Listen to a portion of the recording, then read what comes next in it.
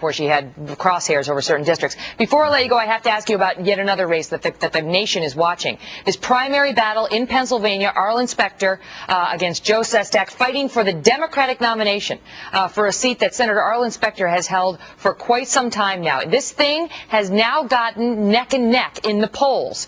Specter fighting to hang on to this seat just to see who's going to face the Republican opponent now. That's all they're battling for. And Specter may lose this. He may win. But this may or may not help. This is Specter, who was always a Republican, but recently switched to Democrat, now speaking to an Allegheny County Democratic committee. Listen to how he refers to that Democratic committee. Take a listen. Well, I thank the Allegheny Republican Committee for endorsing me for the Democratic nomination. Great pleasure to be endorsed by the Allegheny County Republicans, and together we'll win for victory, for a better state and a better nation. You know, he came out later and said, I misspoke. People do it, but does it hurt?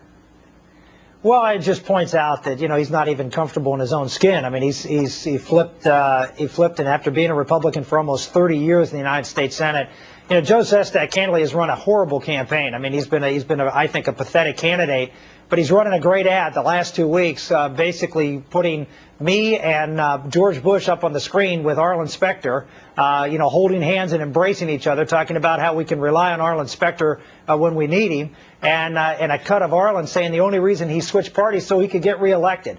And I think it pretty much sums it up that, you know, Arlen Specter switched because for self-preservation, and in an environment like this that we just saw yesterday with Alan Mollahan, you know, incumbents who have been there 30 years, who only care about themselves, are not going to be rewarded at the polls. And so even though Sestak has run, I think, a very poor campaign, every poll that I've seen, the last three have come out saying that Specter is down by 5. All the momentum is with Sestak. I don't see at this point how Arlen survives it. I think he'll lose it. And he actually may lose, just like Mollahan at the end, he actually may lose by a lot. Wow. It happens next week. Well, everybody's going to be watching that one. Former Pennsylvania Senator Rick Santorum. Always a pleasure, sir. Thanks so much for coming on. Thank you, Megan. Well, the Wall Street